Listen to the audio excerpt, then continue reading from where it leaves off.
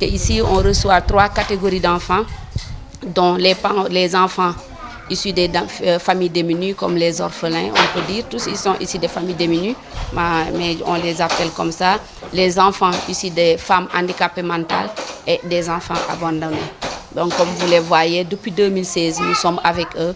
Quelques ont atteint l'âge de 4 ans, je peux dire. Ils ont intégré l'école. Parce que le but, ce n'est pas de les gérer ici, mais de les sortir pour qu'ils puissent socialement s'intégrer avec d'autres. Donc ça, c'est des ouvertures. Et comme vous voyez, on n'est pas comme beaucoup de pouponnières. Si vous voyez ici, vous voyez une maison familiale. Donc on gère les enfants comme la famille.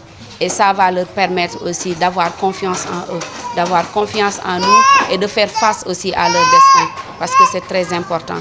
Et pour ça, nous avons toute l'équipe qu'il faut, comme des péricultrices, comme des monitrices, comme des psychiatres et un pédiatre aussi qui suit les enfants. C'est toute une équipe, c'est tout des charges.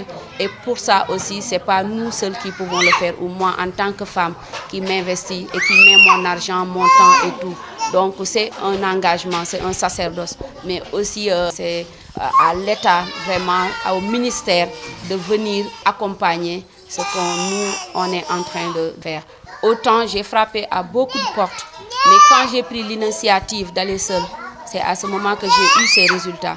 Donc il y a des difficultés parce que qui parle enfant parle de beaucoup de choses. Voilà, de manque de moyens, de prise en charge, de formation. Donc tout ça là, c'est des difficultés. Le non-accompagnement des autorités. Donc ils devaient venir vraiment, oui.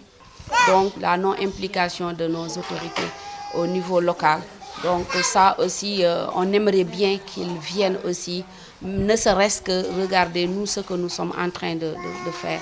Et puis nous, on peut dire que aussi il y a la population thiessoise, la population sénégalaise à notre côté. Parce que comme vous voyez, à chaque fois que le besoin se présente, il y a une association au niveau national comme au niveau international. Parce que moi, parfois, je suis très mal surprise de voir qu'il y a des personnes qui sont à l'extérieur du Sénégal qui parviennent à aller dans le net et regarder une pouponnière et venir régler nos besoins. Alors qu'il y a ici des personnes ressources qui peuvent faire et qu'ils ne viennent pas soutenir la pouponnière. Ce n'est pas nos enfants, c'est les enfants du Sénégal. Donc les difficultés sont nombreuses, mais nous, on est confiants que bon, quand on s'engage à quelque chose, donc il faut aller jusqu'au bout. Et que c'est difficile ou c'est pas difficile, l'essentiel c'est qu'on parvienne vraiment à gérer voilà, ce qu'on a implanté et que demain aussi qu'il y ait une continuité. Et c'est ça aussi le travail que nous sommes en train de faire pour que ces enfants puissent avoir un toit, ces enfants puissent grandir comme tout enfant. Et comme vous voyez, chaque année, nous faisons beaucoup d'activités, comme les Noëls du social, comme aussi les tabaski, immoler un mouton, aller vers les handicapés mentaux, leur donner. En plus de ces enfants aussi, nous avons créé le centre Kaidi, comme vous me l'avez demandé. Parce que je n'ai pas vu une politique pédagogique par rapport à ces enfants. Et parfois aussi le parent, il est stressé. Le parent aussi, il est dans le fait accompli par beaucoup de tabous, parfois des pressions de famille. Donc c'est ça qui m'a poussé aussi à dire que ne serait-ce que les récupérer la journée pour que le parent aussi puisse vaquer à ses occupations et de venir récupérer. Et comme vous avez vu, ils sont en train les maîtresses qui sont là-bas, monitrices, de faire un travail excellent, un travail vraiment costaud pour que ces enfants puissent vraiment être intégrés. Le but, c'est de les autonomiser d'abord. S'ils ont ça, parce qu'en venant, on voit des enfants qui ne savent même pas faire leurs besoins personnels. On voit que l'enfant commence vraiment à s'adapter, à s'intégrer, à être autonome.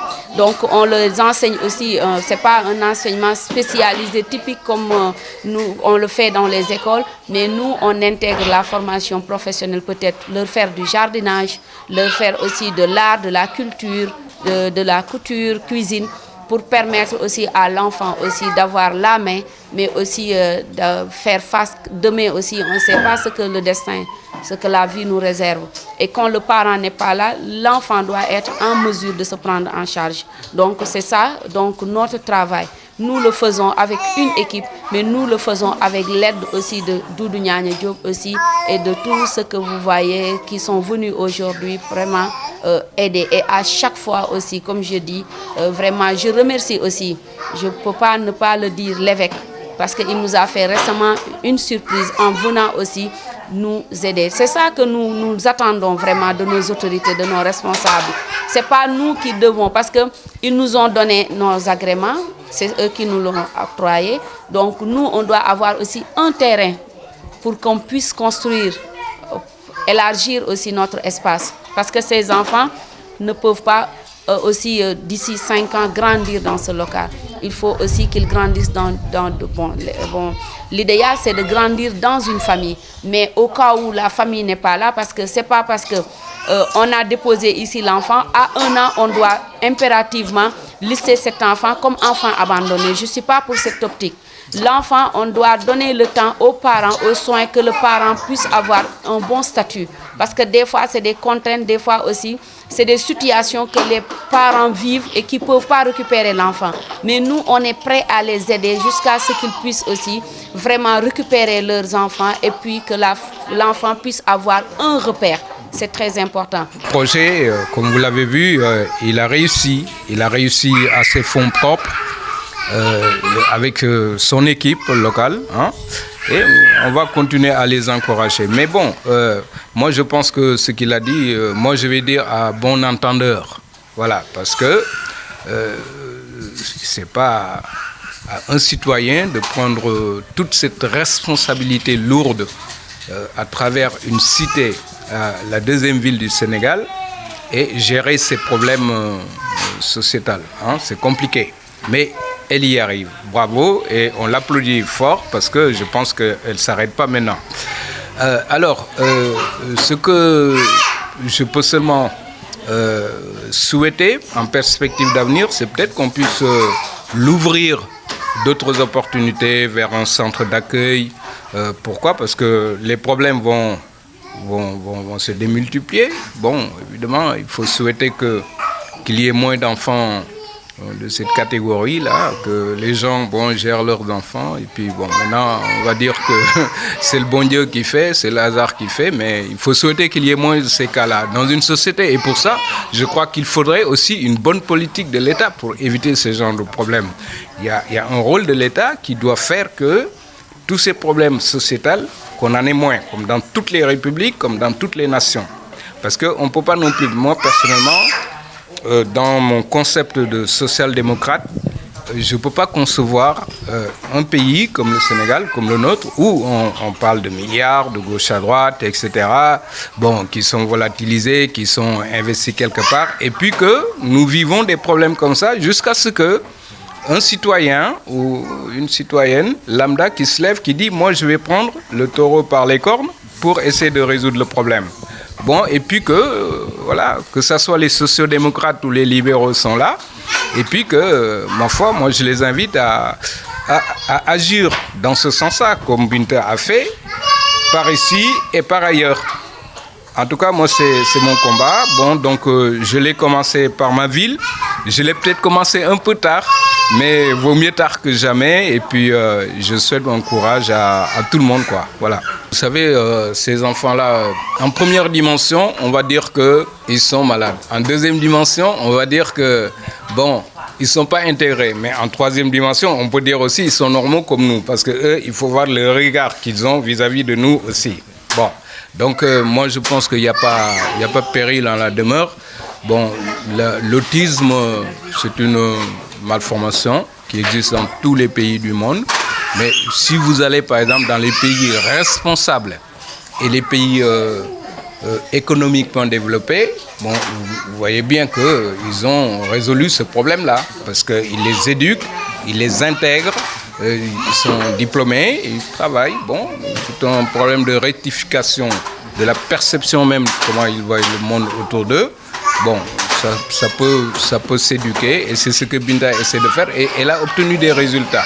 Elle vous l'a dit tantôt, elle a obtenu des résultats. Heureusement qu'elle est là. Kaidi a existé à Thiès, et si ça existe un peu partout aussi, ça sera à encourager.